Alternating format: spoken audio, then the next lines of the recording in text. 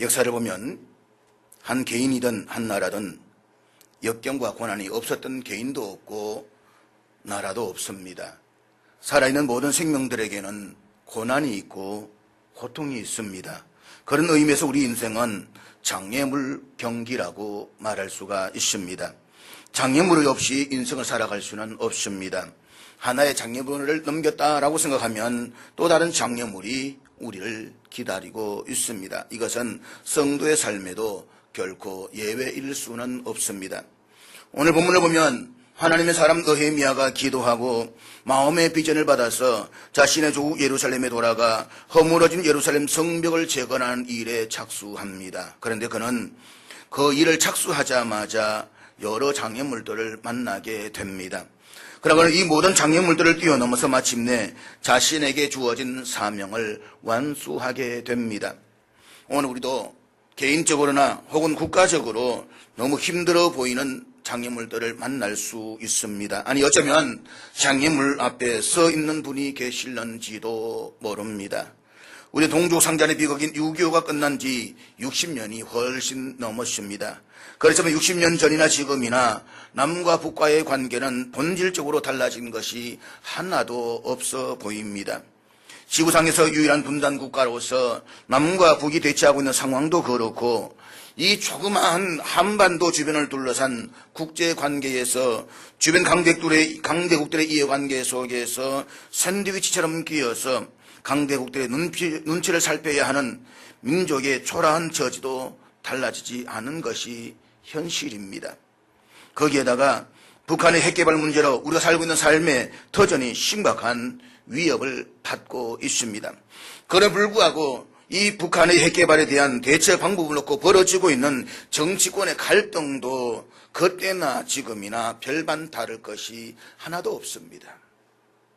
최근에는 세계 경제가 침체의 길에 빠져드는 가운데 조선업을 중심으로 극심한 위기에 처하면서 그동안 우리가 애써 노력하여 지켜왔던 경제적인 안정마저 하루아침에 잃어버릴 뿐만 아니라 지난 우리의 부모님들이 경험했던 그 가난보다 훨씬 더 힘든 시절을 겪을 수도 있다는 위기의식이 우리 속에 팽배하고 있습니다.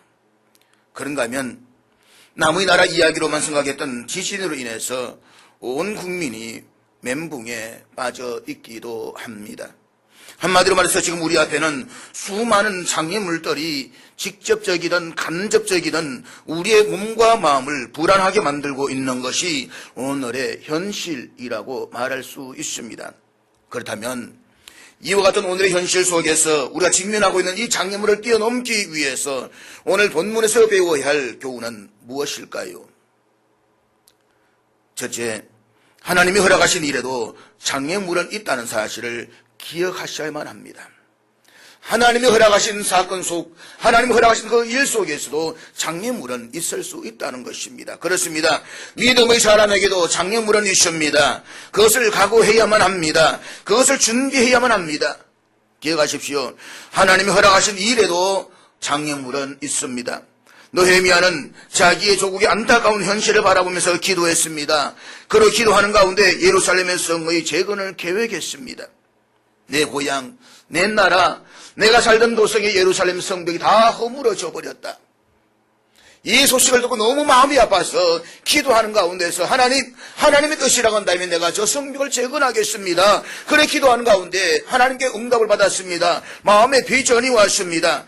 드디어 자신을 모시고 있던 페르시아의 아다사스다 왕에게서 허락을 받아내는 일에까지 성공합니다.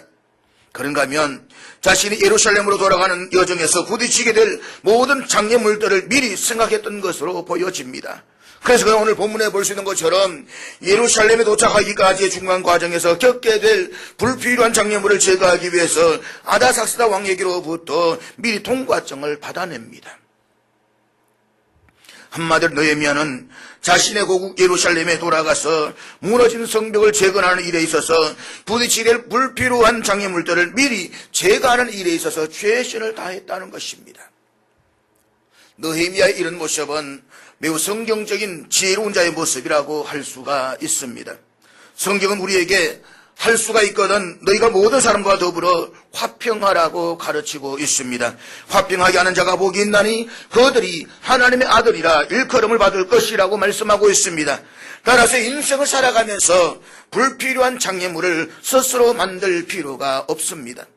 어떤 사람은 일부러 문제를 만들어서 스스로 인생을 불행하게 만드는 사람이 있습니다. 심리학자들의 표현을 빌리면 일종의 순교 망상증에 걸린 사람들입니다. 그러나 성경은 화평하게 하는 자, 피스메이커에게 행복을 약속하고 있지 트러블 메이커에게 행복을 약속하고 있지는 않습니다. 행복하게 살려면 피스메이커가 되어야만 합니다. 트러블 메이커가 행복하게 사는 사람은 없습니다. 그렇기 때문에 제발 스스로 문제를 만드는 사람이 되지는 마십시오. 트러블 메이커가 되지 말라는 것입니다. 그렇지만 여러분, 우리가 인생에서 불필요한 모든 장애물들을 제거하고 평화로운 인생의 삶을 살고 싶어도 살다 보면 어쩔 수 없이 부딪히게 되는 관계의 장애물은 반드시 존재하기 마련입니다. 우리가 기도하고 문제를 피하고 최선을 다해서 준비하고 또한 기도의 응답을 받은 일이라고 해도 여전히 어려운 장애물이 있을 수가 있다는 사실입니다. 느헤미야도 그랬습니다. 보십시오. 그는 기도하는 가운데 왕의 허락을 받아서 고향으로 돌아왔습니다. 그는 그것이 기도의 응답임을 확신했습니다. 그리고 예루살렘 성벽을 재건하는 역사적인 사업에 착수하게 됩니다. 그것이 본문 8절 말씀인데 우리 8절 말씀 한번 같이 보도록 하겠습니다. 8절 다 같이 읽겠습니다. 시작.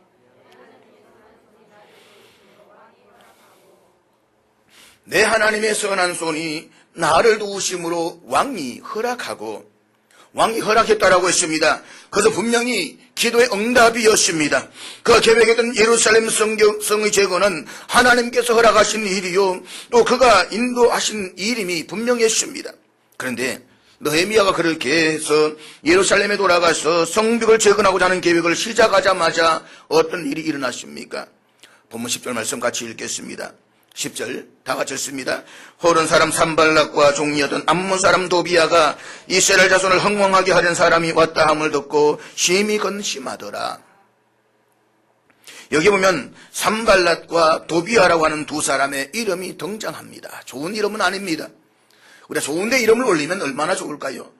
나쁜데, 더러운데, 불필요한데 이름은 올리지 말아야 되는 것입니다.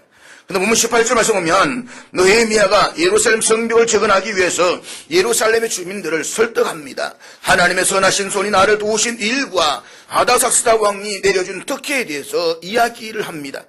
그리고 그 말을 듣고서 모두가 일어나 건축을 하자라고 말하면서 힘을 내어서 성벽 재건에 참여하기 시작합니다. 일이 얼마나 잘 되어져 가는지.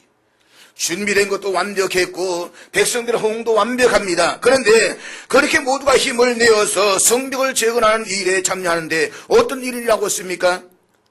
본문 19절 말씀 같이 보도록 하겠습니다. 우리 19절 다 같이 읽겠습니다. 시작. 역사를 보면 느헤미야 이전의 과거에도 예루살렘 성벽을 재건하고자 하는 시도가 있었던 것 같습니다. 그러나 그때는 아닥사스다 왕이 반대를 했습니다. 이런 역사적 정황을 가지고 이들은 예루살렘이 아닥사스다 왕을 배반하려고 하는 것이 아니냐라고 하면서 모함을 하기 시작한 것입니다. 보십시오.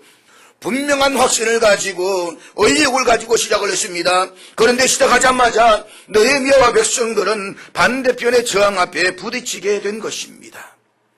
내가 잘 먹고 잘 살기 위해서가 아닙니다. 성벽을 재건하고 하나님 이름을 드러내고 그래서 뭔가 의미 있는 일을 하기 위해서 그 일을 시작했지만 오히려 더 강한 반대 속에서 부딪히게 되었다는 것입니다. 그들이 왜 그랬을까요? 그들은 본질적으로 이스라엘 백성들이 잘 되는 것을 원하지 않았던 사람들입니다. 근본적으로 이스라엘 백성들이 잘 되는 것은 배 아파서 못 보는 사람들이었습니다. 다시 한번 본문 10절 말씀을 확인해 보시기 바랍니다. 다 같이 10절 말씀 다시 한번 같이 읽겠습니다. 시작. 호론 사람 산발락과 종이었던 암몬 사람 도비야가 이스라엘 자손을 흥왕하게 하려는 사람이 왔다 함을 듣고 심히 근심하더라. 그들은 이스라엘 자손의 흥왕하는 것을 보지를 못했습니다. 하나님 백성들의 부흥을 원하지 않았습니다. 그렇다면 이 사람들은 마귀입니다. 마귀의 백성들입니다. 적어도 이 사람의 배후에는 마귀의 전략과 방해 공작이 있었다는 사실을 우리는 부인할 수가 없습니다. 그렇다면 여기서 우리는 이런 질문이 생기지 않을 수가 없습니다. 느헤미야가 시작한 일은 분명히 하나님께 기도한 일이었습니다. 그리고 하나님의 축복 속에서 시작한 일입니다. 그런데 그 일을 시작하자마자 부딪히게 된 반대가 마귀의 역사였다라고 한다면 하나님께서는 어쩌자고 이 일을 허락해 놓으시고 동시에 사탄의 방해를 허용하시는 것입니까? 대답은 저도 모릅니다. 그렇지만 여기에는 하나님만이 아시는 어떤 이유가 있을 것입니다. 그러나 우리가 추적해 볼 수 있는 한 가지 이유, 가능한 이유가 있다고 한다면 그것은 이런 장애물 때문에 너희 이스라엘 백성들은 긴장의 끈을 풀 수가 없을 것입니다. 그렇기 때문에 그들은 계속해서 기도하며 하나님을 의뢰하지 않을 수가 없었다는 것입니다. 그러나 이 시점에서 우리가 기억해야 될 명분 사실이 있습니다. 그것은 하나님이 허락하신 일, 하나님이 기뻐하시는 일에도 어려움이 있다는 것입니다. 사랑하는 여러분, 우리는 이것을 미리 준비할 필요가 있습니다. 야, 예수 믿으니까, 내가 은혜 받으니까 모든 것이 다 잘 되더라 라고 생각하다가 어려워질 때 우리는 때때로 신앙의 깊은 상처를 받게 됩니다. 신앙의 회의에 들어가게 됩니다. 나중에 하나님을 떠나는 일들이 얼마나 많이 있는지 모릅니다. 여러분, 하나님께서 기뻐하시고 허락하신 일에도 어려움은 있습니다. 우리 잘 아는 찬송가 가운데 보면 이런 찬양이 있습니다. 나의 갈 길 다가도록 예수 인도하시니 무슨 일을 만나든지 만사 형통하리라. 무슨 일을 만나든지 만사 형통하리라. 내 가는 길을 예수께서 인도하시니 무슨 일을 만나든지 만사 형통할 것이다. 얼마나 좋은 말씀입니까? 이 찬송의 가사처럼 우리 기독교인들은 하나님께서 허락하신 일은 만사 형통할 것이라고 생각할 때가 많이 있습니다. 그래서 때때로 우리는 고백합니다. 불평합니다. 하나님, 내가 내 잘되자고 한 것입니까? 하나님 일을 하자고 하는데 왜 막으십니까? 왜 안 되게 하십니까? 라고 원망할 때가 얼마나 많은지 모릅니다. 그러나 여러분, 이것은 기독교인들의 착각이요 실수라고 생각을 합니다. 잊지 마십시오. 하나님이 기뻐하시고 허락하신 일에도 얼마든지 어려움이 있을 수가 있습니다. 우리는 이것을 마음으로 미리 준비할 필요가 있습니다. 그렇습니다. 하나님이 허락하신 일에도 얼마든지 어려움이 있습니다. 하나님이 기뻐하신 일이라고 해서 만사형통이 아닌 것입니다. 하나님이 허락하신 일에도 장애물은 얼마든지 있을 수가 있습니다. 그러므로 우리가 기도하고 허락을 받아 착수한 일에 장애물이 있다라고 해서 이것은 하나님이 기뻐하시는 일이 아니라고 미리 속단하거나 포기하지 마십시오. 오히려 하나님이 기뻐하시는 일이어서 사탄이 질투하는 것이라고 판단하고 강하고 담대해져야만 합니다. 내가 주의 길을 걸어갈 때에 사탄은 가만히 놔두지를 않습니다. 마치 굶주린 사자처럼 우는 사자처럼 삼킬자를 찾는다라고 했습니다. 그렇기 때문에 우리는 내가 주의 길을 걸어갈 때 어려움이 있다라고 해서 그 어려움 속에 내 낭망하거나 좌절하는 것이 아니라 오히려 더 기도하는 가운데서 담대하게 그 길을 걸어갈 수가 있어야만 하는 것입니다. 중요한 것은 어떻게 해서 이런 일이 우리에게 왔느냐라고 질문할 것이 아니라 우리가 어떻게 이 장애물을 뛰어넘을 것인가를 묻는 것입니다. 그리고 우리가 정말 하나님의 계획을 확신하고 주님께서 허락하셔서 이 일이 시작되었다고 한다면 어떤 경우에도 이 장애물은 극복되어야 한다는 믿음으로 이 장애물에 도전하셔야만 합니다.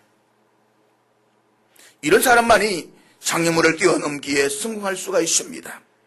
우리 모두가 인생에서 만나게 되는 장애물을 믿음으로 뛰어넘을 수 있기를 사랑하는 여러분 주의 이름으로 축복합니다. 동물들 가운데 보게 되면 장애물을 가장 잘 뛰어넘는 동물이 개라고 합니다.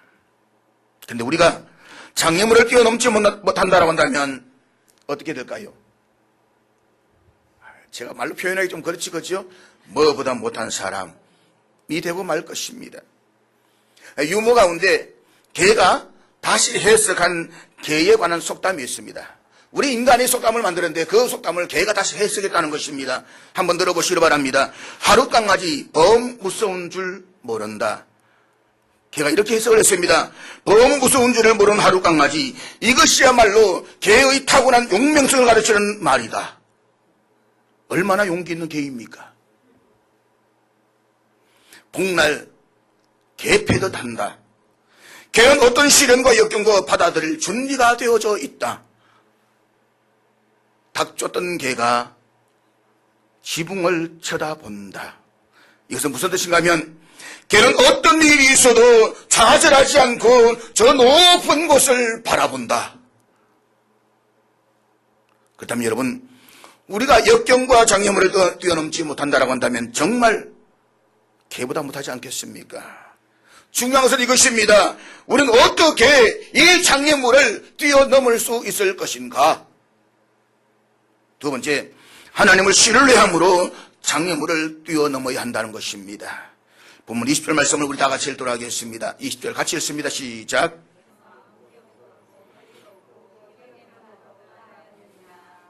느헤미야는 이렇게 말합니다. 하늘의 하나님이 우리를 형통하게 하실 것이다. 느헤미야의 이 말은 그 얼마나 하나님을 믿고 신뢰하고 있는가를 보여주고 있습니다. 지금은 비록 장애물을 만나서 어려움을 겪고 있지만 그럼에도 불구하고 결국에는 하나님께서 우리를 형통하게 해 주실 것이라는 사실을 믿고 있다는 것입니다. 그런데 여기에서 느헤미야가 하나님을 믿는다는 것이 구체적으로 무엇을 의미하는 것일까요? 우리는 두 가지로 대답할 수가 있을 것 같습니다. 첫째로 하나님께서 나에게 맡기신 그 사명을 믿는다는 것입니다. 본문 20절에서 느헤미야는 하늘의 하나님이 우리를 형통하게 하시니라 라고 말하면서 이어서 그의 종들인 우리가 라고 고백을 하고 있습니다. 그러니까 하나님의 종이라는 것입니다. 지금 우리가 이 일을 하는 것은 하나님의 종으로서 하나님 맡겨주신 일에 대해 심부름을 하기 위해서 일을 하는 것이다. 그다음에 우리는 이 일을 기필코 승리할 것이다. 이 일이 그냥 이 일이 아니라, 이 일이 내 일이 아니라 그냥 내가 한번 하고 싶어서 하는 일이 아니라 하나님의 종으로서 하나님이 나에게 맡겨주신 일이다. 우리 이것을 사명이라고 말합니다. 소명의식. 우리는 지금 하나님의 종으로서 그분의 일을 하기 위해서 여기에 있습니다. 느헤미야가 예루살렘의 성벽을 재건하는 일을 창수한 것은 하나님의 종으로서 그에게 맡겨진 사명이라고 믿었습니다. 지금 느헤미야가 하고자 하는 일은 사실 설교도 아니요 전도도 아닙니다. 심지어 성전 건축도 아닙니다. 그냥 허물어진 성벽을 다시 쌓는 일입니다. 그런데 느헤미야는 이 일을 하나님의 거룩한 일로 확신했습니다. 그는 이 일을 세속적인 일이 아니라 거룩한 일, 다시 말해서 거룩한 하나님의 사명으로 받아들였습니다. 그것이 또한 그로 하여금 어떤 장애물에도 불구하고 최선을 다하게 만들었습니다. 사랑하는 여러분, 내 안에 소명의식이 있습니까? 사명이 있습니까? 그러면 내 삶의 어떤 환경이든 그게 문제가 되지 않습니다. 하나님이 나에게 부르신 그 부름의 상이 있기 때문에, 그 소명이 있기 때문에 나는 중단하지 않고 그 길을 갈 수가 있는 것입니다. 느헤미야 선택한 길은 편안한 길이 아니었습니다. 그는 수산궁에서 어리어리한 대궐 속에서 왕에게 신임을 받으며 왕의 자리에서 잔치를 베풀며 왕과 함께하는 평화로운 삶이었습니다. 그런데 천리가 넘는 사막길을 넘어오면서 그 많은 수많은 어려움을 겪으면서 또 와서 그를 환영해 주는 사람 아무도 없습니다. 예루살렘 오자마자 한밤중에 혼자서 고요히 무너진 성벽을 볼 정도로 그는 외로운 존재였습니다. 여러분, 사는 길이 그렇게 행복한 길은 아닙니다. 그렇게 평탄한 길은 아닙니다. 환영받는 길은 아닙니다. 그렇지만 하나님이 나와 함께 하시기에 하나님 내게 주신 그 길이기 때문에 우리 기쁨으로 갈 수가 있는 것입니다. 감사하면서 갈 수가 있는 것입니다. 내 삶이 어떤 어려움 속에서도 중단하지 않고 그 길을 걸어갈 수가 있는 것입니다. 왜요? 하나님이 나에게 맡겨주신 사명이기 때문에.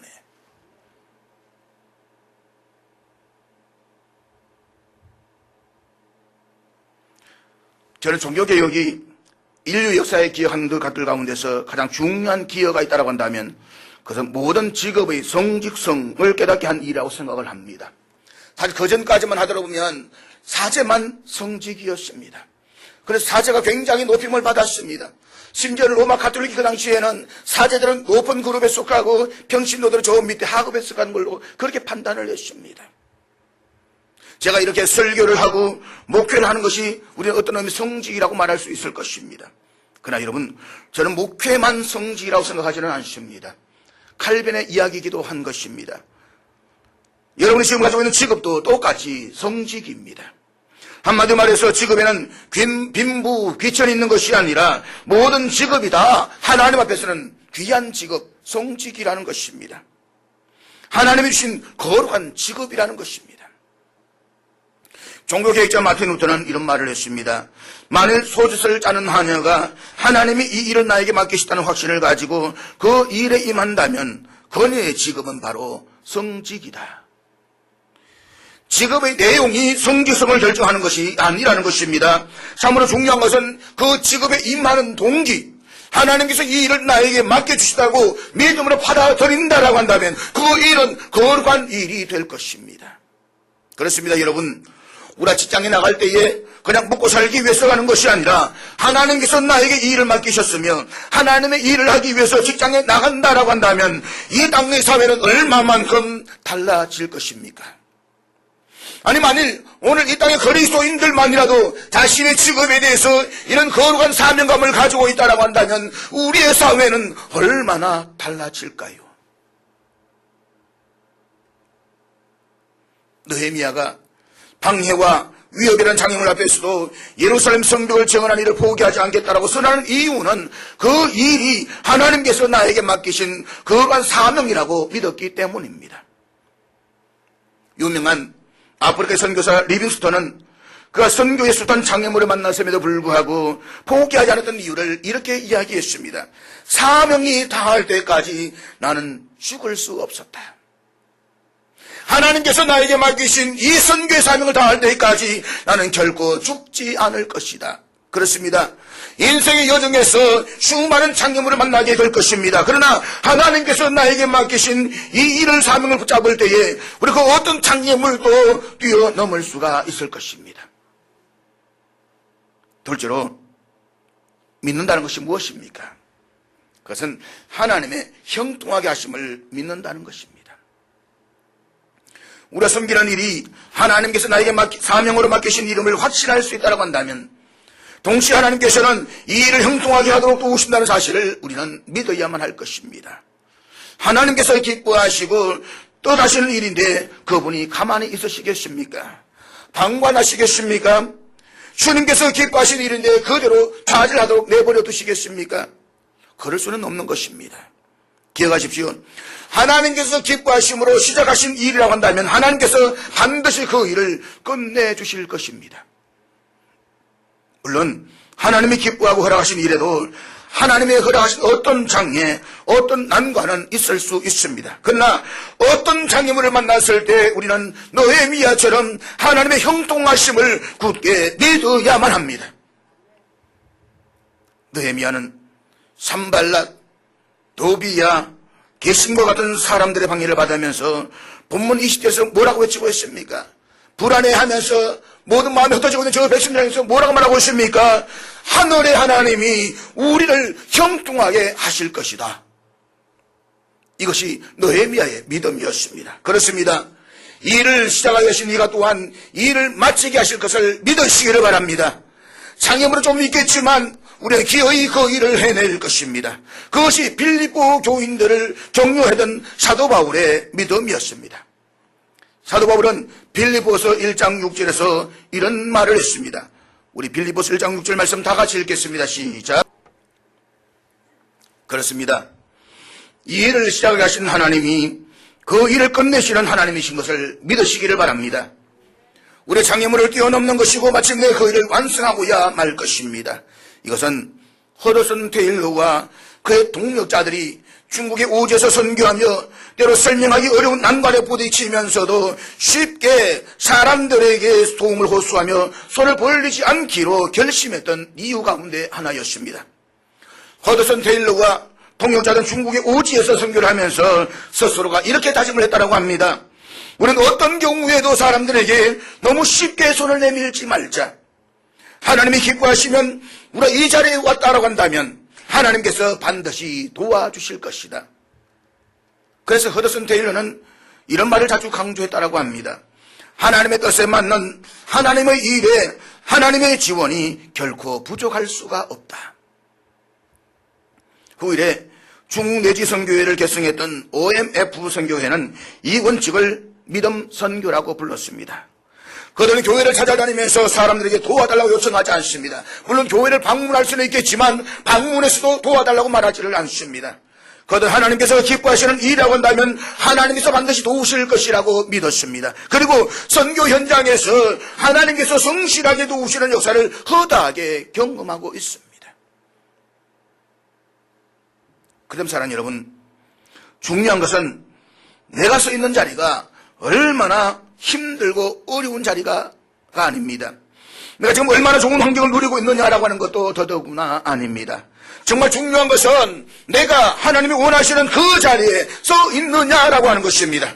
우리가 만약 하나님이 기뻐하시는 그 하나님 뜻과 합당한 자리에 서 있다라고 한다면 하나님은 반드시 우리를 도와주실 것입니다. 믿으시기를 바랍니다. 그것은 우리의 가정, 우리의 민족도 마찬가지입니다. 저는 우리가 우리 민족을 위해서 먼저 기도해야 할 제목은 그저 단순히 경제가 회복되게 하시고 저 남북 통일도 이루어지시옵소서 이것이 아니라고 생각합니다. 그것보다 훨씬 더 중요한 것은 그 기도의 제목이다라고 한다면 우리 민족이 하나님이 기뻐하시는 민족이 되게 해달라는 기도입니다. 하나님, 내 가정이, 내 삶이, 우리 민족이 참으로 하나님이 기뻐하시는 삶이 되게 해주시옵소서. 이것이 오늘 우리의 기도가 되어야 되는 것입니다. 하나님을 경외하고 하나님을 신뢰할 수 있는 민족이 되게 해달라고 기도하십시오. 하나님이 우리를 기뻐하시면, 우리 민족을 기뻐하시면 하나님은 하나님의 때에 통일 한국을 허락해 주실 것입니다. 경제대국도 허락해 주실 것입니다. 중요한 것은 우선순위를 분명히 하는 것입니다.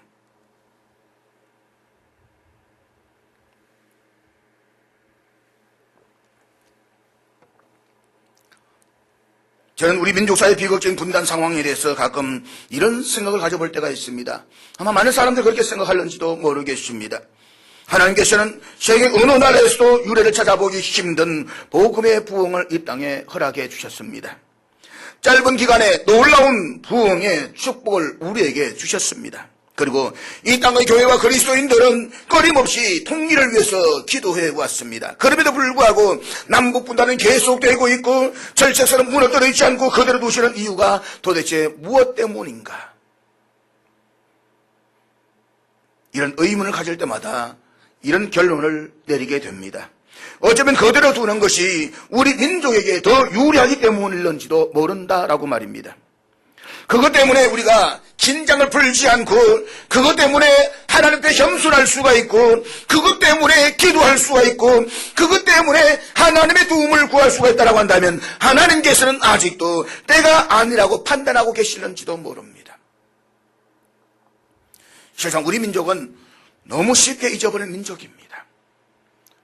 일본이 독도는 우리 땅 외치니까 온 민족이 드러나서 저 외놈 죽인다라고 말하지만 3일도 못 갑니다.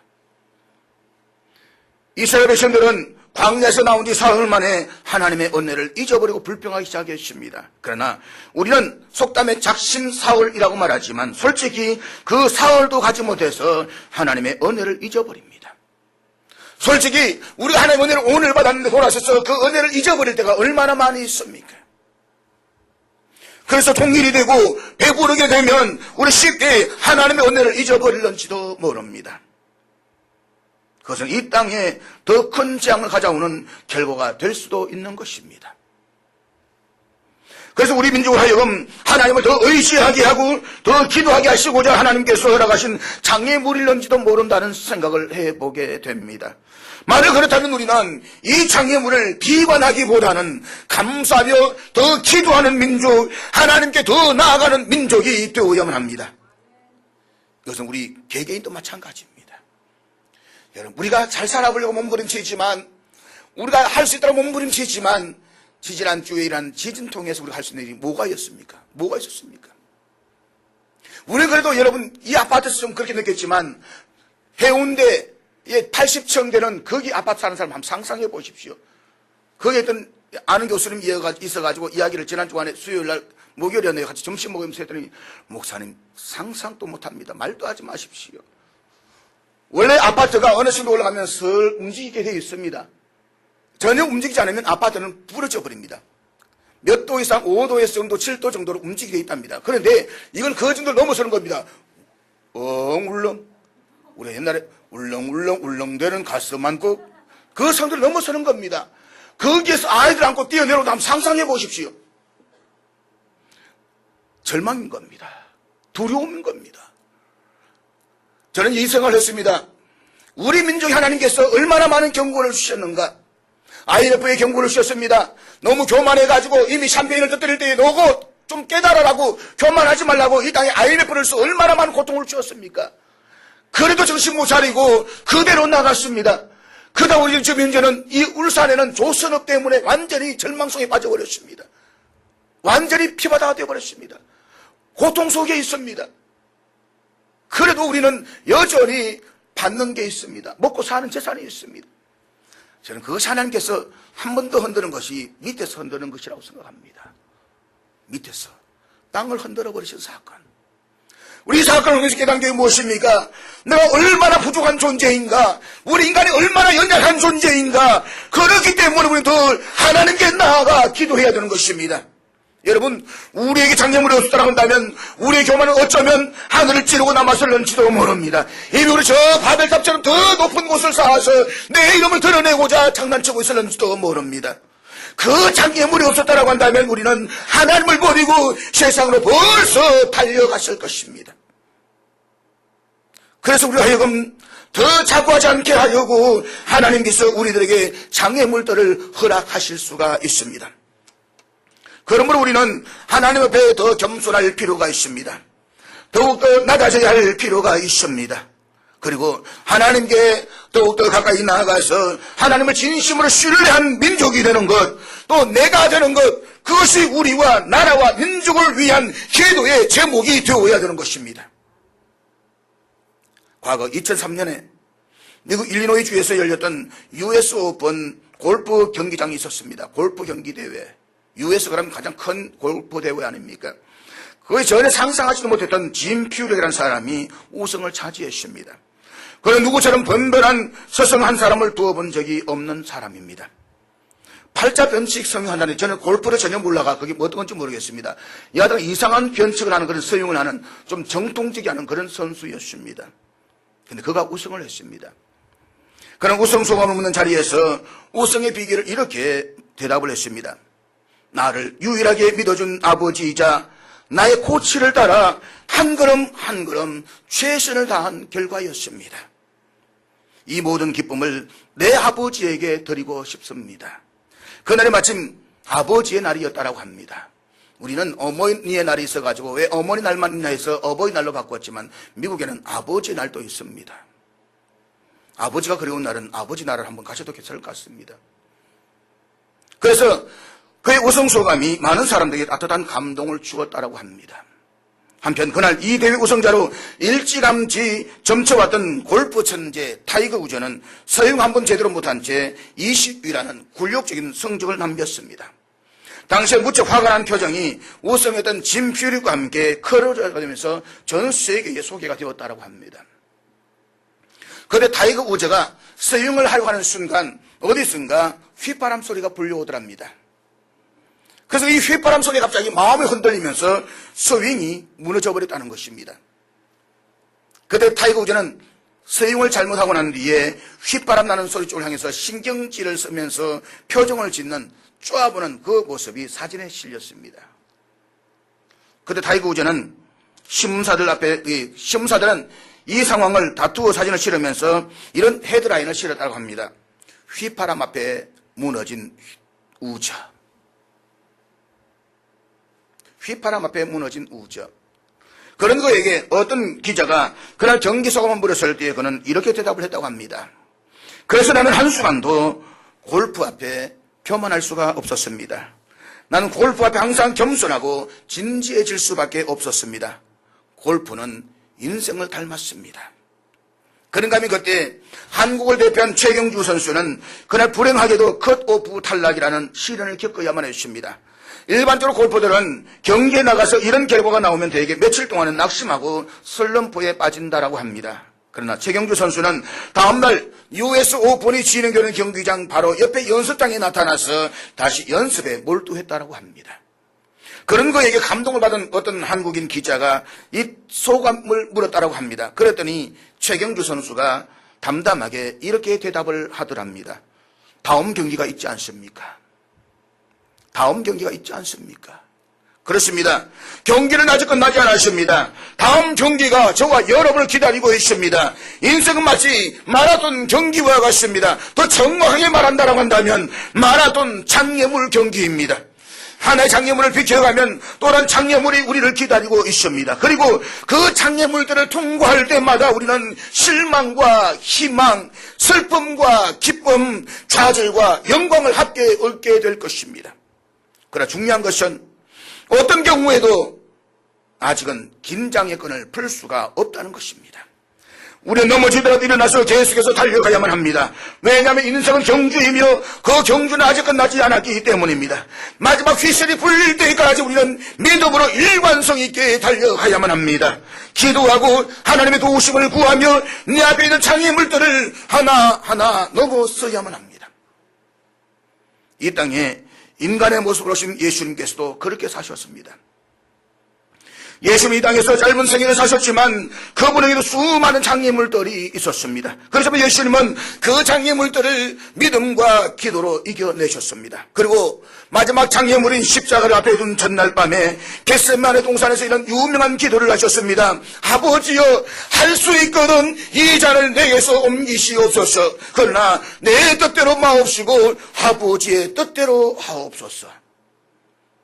그는 다가오는 십자가의 고난을 단순한 고통으로 받아들이지 않고 하나님의 뜻으로 받아들였습니다.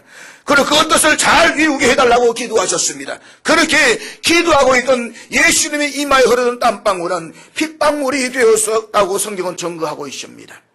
성경은 이렇게 기도하고 있던 예수님에게 하늘의 천사들이 나타나서 힘을 북돋아 주었다라고 기록하고 있습니다. 예수님은 기도하셨고 하나님의 뜻을 수용했습니다. 그리고 이튿날 십자가를 지시고 골고다 언덕으로 올라가셨습니다. 그렇습니다. 여러분, 그분이 십자가에서 피 흘리심으로 저와 여러분이 깨끗함을 얻었습니다. 그분이 십자가에서 죽으심으로 저와 여러분이 새 생명을 얻었습니다. 그가 다시 사셨기에 우리도 다시 일어나 승리할 수 있다는 사실을 사랑하는 여러분 믿으시기를 바랍니다. 그렇다면 여러분, 예수 그리스도를 당신의 인생의 코치로 영접하십시오. 그분의 인생의 구주와 주님으로 삼고 그분의 발자취를 따라가 보십시오. 그리고 성령께서 주시는 능력을 힘입고 내 삶의 의욕을 다시 한번 불태우십시오. 그러면 새로운 인생이 열리기 시작할 것입니다. 보람과 의미가 가득한 인생이 열려지게 될 것입니다. 그리고 마침내 우리는 이 장애물을 뛰어넘어서서 어느 날 내 인생의 마지막 순간 앞에서 우리 주님이신 예수님처럼 이렇게 고백하게 될 것을 기대하십시오. 하늘에 계신 아버지여, 아버지께서 저에게 하라고 하신 그 일을 제가 다 이루었습니다. 이것이 저와 여러분의 고백이 될 수 있기를 주의 이름으로 축복합니다.